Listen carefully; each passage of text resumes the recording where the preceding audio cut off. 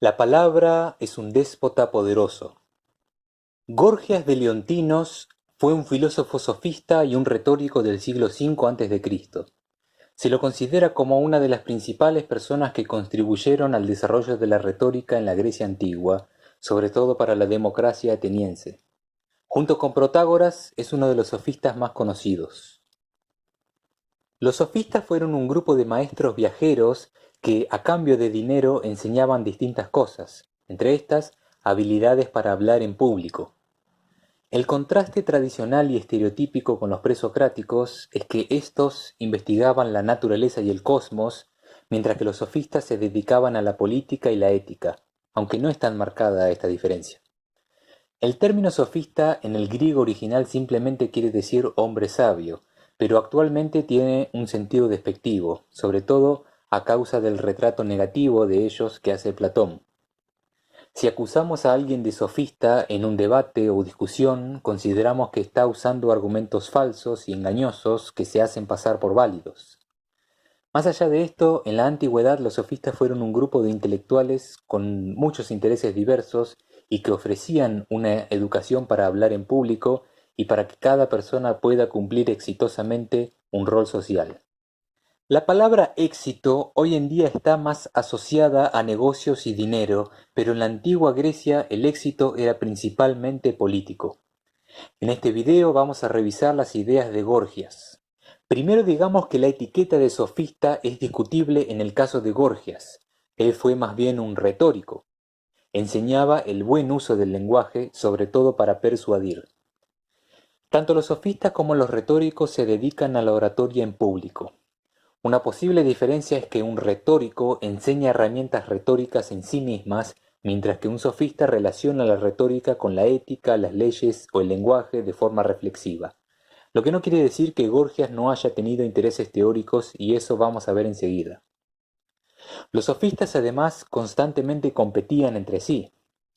Protágoras denunciaba que otros sofistas perdían el tiempo de los estudiantes enseñándoles cosas inútiles, y no la virtud o arete, que es lo más importante para las personas en la ciudad o polis.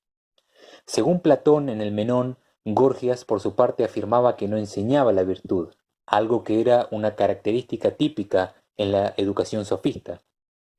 Es más, Gorgias se burlaba de los que decían que enseñaban la virtud, entre ellos estaría Protágoras.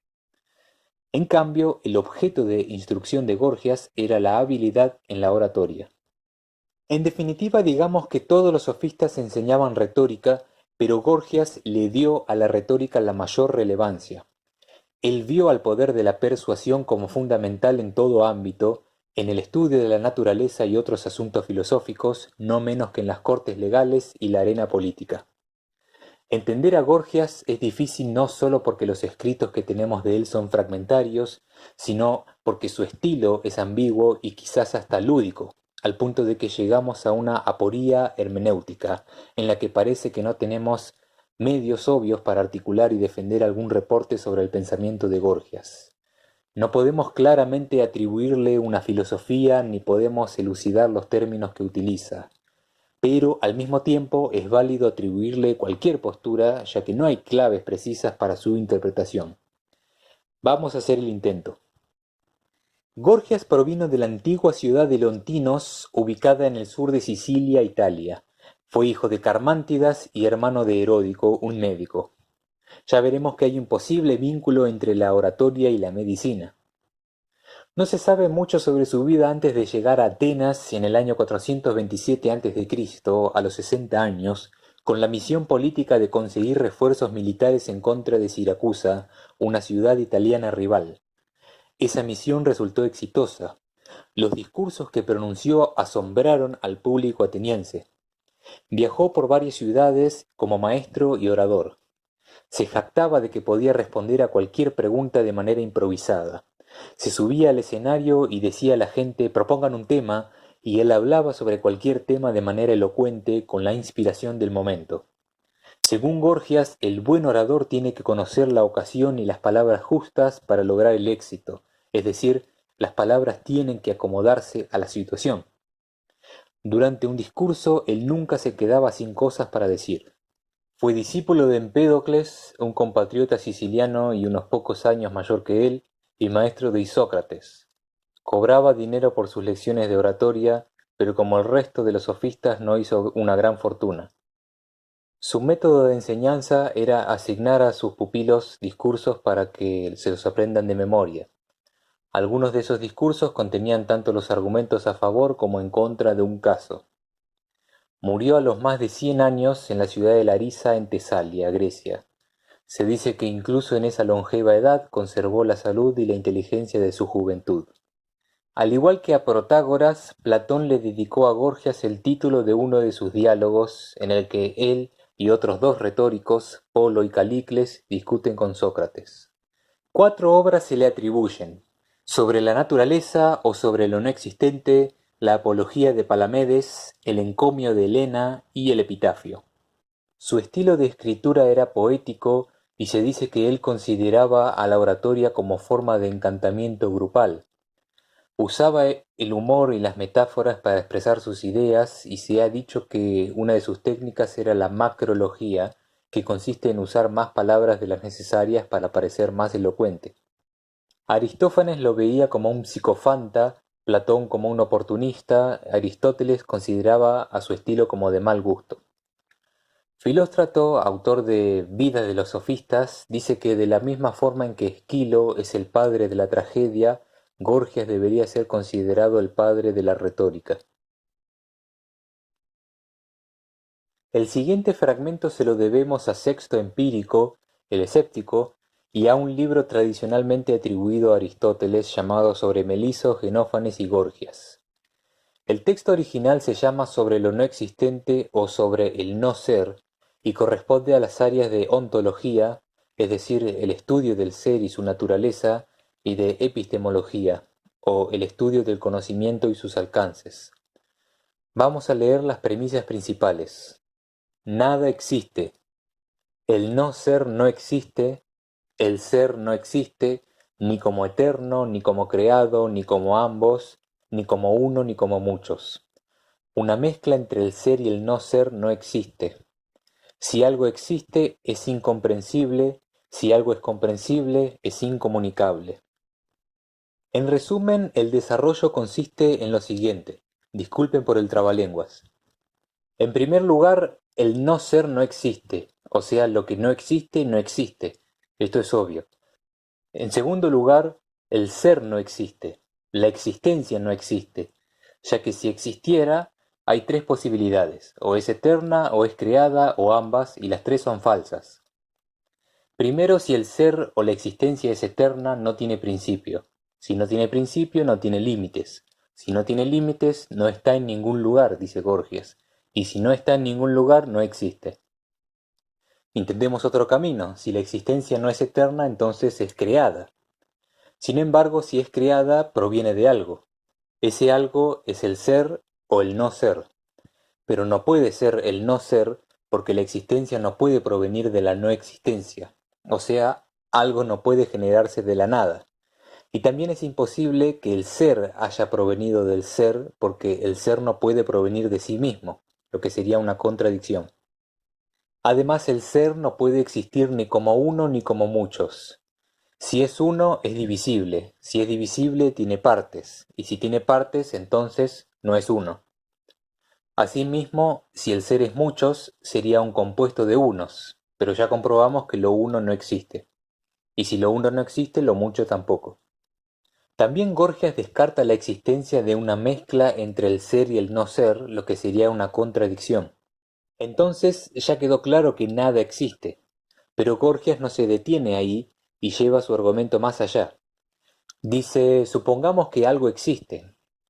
Aún así, por más de que exista, no sería comprensible. Esta es la parte epistemológica. Una cosa es que algo exista y otra cosa muy distinta es que la podamos conocer por medio de la mente. El argumento dice que el pensamiento, o sea, las cosas en las que pensamos, no son la realidad. Por ejemplo, yo puedo pensar en un hombre con alas, pero esto no quiere decir que el hombre con alas exista realmente. La mente y la realidad son mundos completamente separados. Las cosas que existen en la realidad no son accesibles a la mente. Finalmente, Gorgias da un paso más y dice que por más de que algo exista y sea comprensible, no puede ser comunicable, ya que lo que comunicamos es el discurso o el logos, y el discurso no es la realidad ni es el pensamiento sobre la realidad. A lo sumo podemos conocer las palabras, pero no las cosas directamente. La representación mediante palabras, por ejemplo el color blanco, la palabra blanco es completamente diferente al color blanco percibido por los sentidos, y este a su vez es completamente diferente al color blanco real y existente. El que escucha no puede tener en la mente los mismos pensamientos que el que habla, ya que ambos tienen distintas percepciones de la realidad. Por lo tanto, la comunicación es imposible. Ahora bien, la pregunta es, ¿cómo deberíamos interpretar esto? ¿Es algo serio, una parodia o las dos cosas? ¿Por qué no? Este fragmento suele ser tomado como expresión del escepticismo radical e incluso el nihilismo de Gorgias. La doctrina de que nada existe evidentemente no deja lugar al progreso filosófico y científico. Sin embargo, hay que entender el contexto de Gorgias. Es probable que este texto haya sido una reacción contra el monismo eleático de Parménides, otro pensamiento radical. Recordemos que para Parménides el ser, o lo que existe, es una entidad eterna, inmóvil, homogénea, indivisible y esférica, y sólo la podemos percibir por la razón ya que los sentidos son completamente inadecuados para captar la verdad. Además, gracias al esfuerzo de los presocráticos, como Demócrito, en remover a los dioses y a las causas finales de la naturaleza, surgió un panorama en el que los sofistas, como Gorgias o Protágoras, pudieron plantear cuestiones y problemas importantes para el conocimiento humano.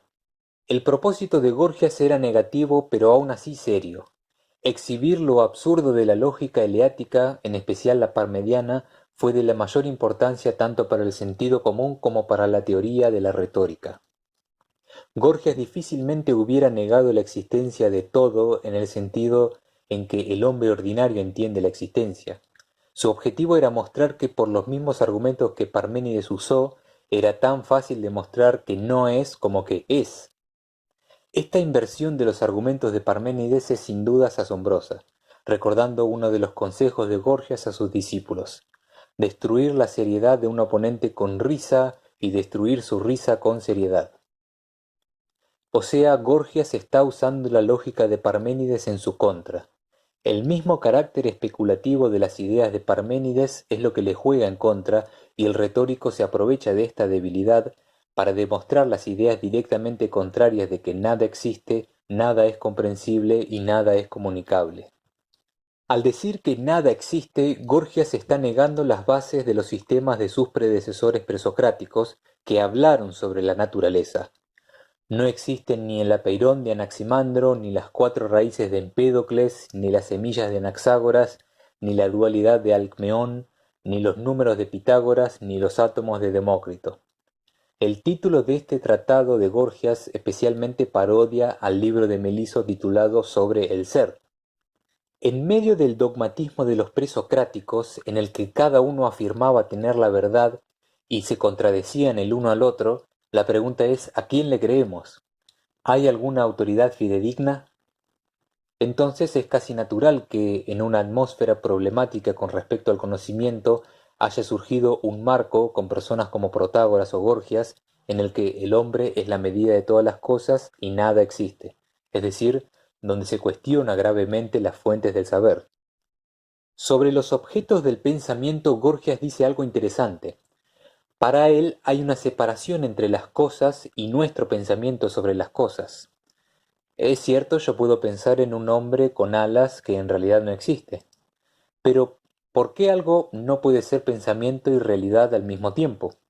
Por ejemplo, yo puedo pensar en mi casa y mi casa también es real. No queda claro qué tan comprometido está Gorgias con esta idea de la incapacidad de comprensión, y quizá lo mejor es quedarse con la ambigüedad. Este es uno de los textos más importantes sobre la concepción sofística del lenguaje, y llega a la preocupante conclusión de que no podemos comunicar la verdad. Pero fíjense en dónde se detiene el argumento de Gorgias: en la comunicación. justamente, en las palabras. Quizás este es el punto de partida para el estudio de un objeto de conocimiento humano genuino, el estudio del discurso y el lenguaje. Es decir, ¿acaso no podemos conocer cómo son las cosas en sí mismas, pero lo que sí podemos conocer son las palabras con las que representamos a las cosas del mundo? Aparte de su valor filosófico y paradójico, este texto puede ser leído como un ejercicio retórico. Gorgias quiere demostrar lógicamente, racionalmente, que nada existe.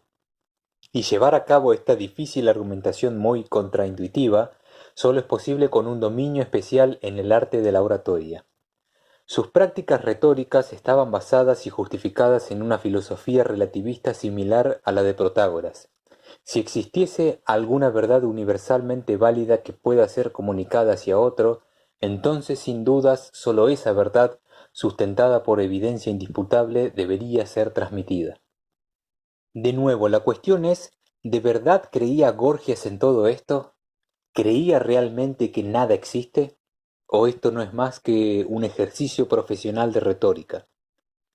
¿Acaso no importa si Gorgias creía o no que nada existe, sino que lo importante es que cada uno verifique y revise los argumentos por su propia cuenta, casi a modo de desafío? Un encomio es un discurso de alabanza y de elogio. Gorgias es conocido por hacer un encomio destinado a Helena de Troya. Según el mito, Helena era la mujer más hermosa de toda Grecia. Estaba casada con Menelao, rey de Esparta. Sin embargo, durante una ausencia del marido, ella fue raptada por Paris, príncipe de Troya. Entonces el hermano de Menelao, Agamenón, rey de Argos, organizó una enorme campaña militar contra la ciudad de Troya, que al final fue capturada y destruida. La opinión general sobre Helena es que ella fue la causa de la guerra de Troya, pero Gorgias, como buen sofista, quiere hacer fuerte al argumento débil y quiere refutar esta versión. Fíjense que Protágoras también parte de un mito, el de Prometeo, para exponer sus ideas. En el texto del encomio enumera las posibles causas de la partida de Helena: destino, rapto, amor y persuasión. El retórico llega a la conclusión de que en ninguno de estos casos se le puede echar la culpa a Helena por sus acciones, porque todos involucran una fuerza que suprime su capacidad de actuar voluntariamente. En el primero fue algo determinado por el destino divino o los dioses, un poder sobrenatural, o sea, algo sobre lo que ella no tiene control. En el segundo, ella fue secuestrada por Paris, se ejerció fuerza física contra ella. En el tercero, por más de que no fue obligada físicamente, el amor o eros actuó sobre ella. Y por último, y acaso esto es lo más interesante del texto, si no hubo rapto, entonces el discurso o logos fue lo que influyó en sus acciones. El logos tiene un poder inmenso para afectar el alma de las personas y su propio bienestar. El poder del discurso sobre la constitución del alma puede ser comparado con el efecto de las drogas en el cuerpo. Así como las drogas, al mover diferentes humores en el cuerpo, pueden poner fin a una enfermedad o a la vida, lo mismo ocurre con el discurso. Diferentes palabras pueden inducir dolor, placer o miedo. O por medio de algún tipo perjudicial de persuasión, las palabras pueden intoxicar y embrujar el alma. Las palabras ejercen un dominio despótico sobre las personas. Tienen el poder que tienen las drogas para afectar el cuerpo. La persuasión por el discurso está al mismo nivel que el secuestro a la fuerza.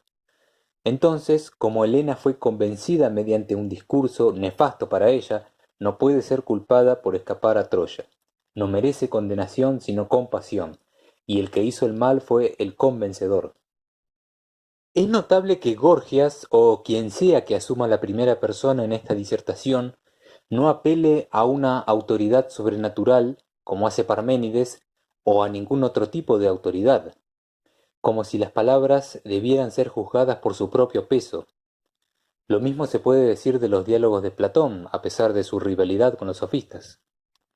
De nuevo, no se sabe cuál fue la intención ni la expectativa precisa del sofista con el encomio a Helena. ¿Qué tan seriamente deberíamos leerlo? Hay que tener en cuenta que en aquel mundo los políticos, los intelectuales, los poetas, los oradores, tenían un estilo igual de competitivo que el de los atletas deportivos. Aparte recordemos que era parte del currículum sofista alabar y culpar a la misma persona con el fin de ejercitar las habilidades retóricas. ¿De verdad creía Gorgias en la inocencia de Helena o este discurso no es más que un despliegue gimnástico de la maestría en la elocuencia al hablar? ¿Acaso nosotros deberíamos decidir por nuestra cuenta si este texto tiene algún valor, sea filosófico, moral o literario? Por un lado se puede leer la comparación que hace Gorgias del poder de las palabras con el de una droga o un fármaco como un desarrollo de una especie de psicoterapia en el siglo V en Grecia. De hecho, esta idea fue puesta en práctica por Antifonte, un antiguo orador que estableció una especie de clínica en la que aseguraba curar a los hombres mediante palabras. Con este texto podemos ver algunas de las ideas de este sofista acerca de la retórica. Puesto que el discurso persuasivo tiene el poder de hacernos cambiar de opinión sobre cualquier cosa, como tuvo el poder sobre Helena, entonces, ¿acaso la verdad no consiste en principios universales, como dirían Platón y Aristóteles, sino que depende del contexto y de la forma de articularla? El tratado sobre la no existencia demuestra lo que el lenguaje no puede ser, ni un medio de comunicación sobre la naturaleza objetiva de las cosas, ni un medio de representar nuestras ideas sobre las cosas. El encomio a Helena expone la alternativa que queda, a saber que el lenguaje es simplemente una herramienta para manipular el comportamiento. La pregunta que parece estar en el fondo de todo esto es, ¿nuestro lenguaje y pensamiento están fundados en una base que vaya más allá de nosotros mismos y nuestras costumbres y convenciones? Gorgias y Protágoras parecen estar en contra de una metafísica trascendental como la de Parménides o la de Platón, que esté más allá de la experiencia humana. Y en cambio los humanos no tienen más conocimiento que sus propias opiniones privadas y falibles. Quedan pendientes las repercusiones éticas y morales de esta postura. Las enseñanzas retóricas traen el riesgo de prácticas inescrupulosas, como toda área de saber. Puede que en un sentido encubierto este texto no sea una alabanza a Helena, sino al logos o al discurso en sí mismo. La retórica, el buen uso de las palabras, es una fuerza irresistible. Para Gorgias, el arte de la oratoria es superior al resto de las artes porque su poder deriva no de la fuerza sino de la sumisión voluntaria. Gorgias pregunta, ¿de qué sirve tu habilidad si no podés convencer a los demás de los beneficios de tu habilidad? ¿De qué sirve que vos sepas la mejor ley que corresponde a una situación si no podés convencer a tus compatriotas de aplicarla? ¿De qué sirve el conocimiento del maestro si a los estudiantes no les parece interesante o útil? ¿De qué sirve que vos tengas razón en lo que sea cuando los demás no creen tus palabras? Es cierto, se puede engañar con la retórica, pero el mismo engaño puede usarse para algo bueno, como la poesía. De hecho, se dice que Gorgias afirmó que la tragedia produce un engaño en el que el engañador es más honesto que el que no engaña y el engañado es más sabio que el no engañado. Sin embargo, esto es lo que motiva la principal crítica de Platón, que el arte de Gorgias es moralmente neutral y se preocupa por los medios y no los fines. Un discurso, sea de un político, un periodista, un científico, un artista, puede impresionar y convencer a una audiencia que termina diciendo sí, habló bien, por la forma ingeniosa en que se está expresando, no porque está sustentado en la verdad. Para Gorgias la palabra es un déspota que puede hacer cualquier cosa, pero como el esclavo de la lámpara está al servicio de aquellos quienes sigan sus lecciones. Según Platón, Gorgias no se hace cargo de los usos que los demás hagan de sus enseñanzas en oratoria, de la misma forma en que si un aprendiz de boxeo golpea a alguien fuera del ring, la culpa no es del instructor de boxeo. La retórica contiene una apertura hacia una subversión epistemológica y moral. ¿Tiene Gorgias alguna ética con la que justifica y limita su ejercicio profesional de oratoria? En definitiva, parece que para Gorgias la habilidad está desligada de cualquier centro moral necesario y presenta un poder autosustentable. Esto no significa que hay que ser malos, sino neutrales, moralmente. En la historia, la retórica también pasó a estar asociada con la elocuencia, pero también con la moral. Como dice Quintiliano, ningún hombre que no sea bueno puede hablar bien. El encomio Helena dice: si todos tuviéramos memoria de todas las cosas pasadas, una concepción de lo que está pasando en el presente y un conocimiento del futuro, pero tal y como son las cosas, no hay una manera fácil de recordar el pasado, ni de investigar el presente, ni de predecir el futuro, de modo que en la mayoría de los ámbitos la mayoría de los hombres solo tienen una opinión para ofrecer a su mente como consejero, y la opinión es frágil e insegura. Los seres humanos estamos sometidos a las opiniones. La verdad es lo que sea de lo que puedan convencernos. Como dice Esquilo, la persuasión es una encantadora a quien nada se le niega. No hay una verdad infalible que sostenga nuestras creencias. Nada existe, no hay ninguna realidad inmutable sobre la que podamos basar nuestro conocimiento ni nuestras reglas morales. No hay ningún criterio trascendente, ni objetivo, ni universal que justifique nuestras opiniones particulares, que siempre cambian constantemente, como las nubes en el cielo. Platón, por su parte, quiso superar este problema. Para él, hay opiniones verdaderas que no pueden ser afectadas por las habilidades retóricas y son independientes de la persuasión. Por sobre todo podemos ver a la teoría de las formas como la solución de Platón a los enigmas de los sofistas sobre la variabilidad y las verdades calificadas.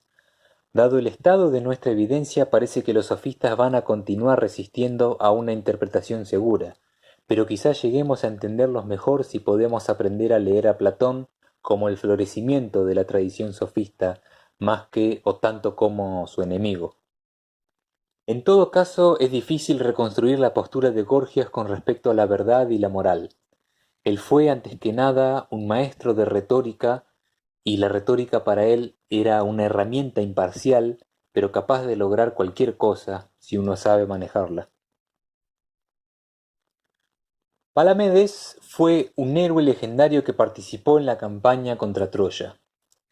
La historia fue que, antes de iniciar la guerra, Palamedes fue enviado a la isla de Ítaca con la misión de reclutar a Ulises, quien quiso fingir estar loco para evadir el servicio militar. Ulises se puso a usar un arado con un burro y un buey al mismo tiempo, lo que hacía que el arado se moviera caóticamente, y él quedaba como loco. Pero Palamedes expuso el engaño. Puso a Telémaco, el hijo pequeño de Ulises, enfrente del camino del arado, por lo que Ulises tuvo que frenar y admitir su farsa. Nunca le perdonó a Palamedes este hecho. Más tarde, Ulises acusó a Palamedes de conspirar contra los troyanos y él fue ejecutado por traición. Entonces, Gorgias elaboró su defensa esgrimiendo argumentos que apelan a la inocencia de Palamedes en un juicio hipotético en el que se escucha la misma voz del acusado. A lo largo de la defensa, el orador demuestra por medio de la probabilidad que él no tenía la capacidad ni el motivo para cometer traición. Por ejemplo, dice que es imposible que se haya comunicado con los bárbaros porque no conocía su idioma. Además, deja en claro que apelar a las emociones y a la simpatía es un recurso inferior a la lógica y la ética, y Aristóteles está de acuerdo con esto. Uno recurre a la lástima cuando no maneja bien la retórica. Esta defensa está relacionada con la idea de que, por más de que la realidad exista y sea comprensible, el lenguaje es incierto para comunicar la verdad. Gorgias, en boca de Palamedes, reconoce el carácter inestable del lenguaje y reclama al jurado que delibere ampliamente para discutir el asunto como comunidad y para llegar a una decisión por medio del discurso reflexivo. Cosas como la verdad o la falsedad dependen del discurso y de las exigencias del contexto, no de la realidad en sí misma, lo que no justifica acciones perjudiciales, ya que la comunidad puede decidir por su cuenta lo que más le conviene en función de la situación particular, no en función de la forma platónica del bien. Más allá de la variabilidad de las circunstancias del momento, la retórica es capaz de desarrollar un método específico que se pueda adaptar a determinadas situaciones.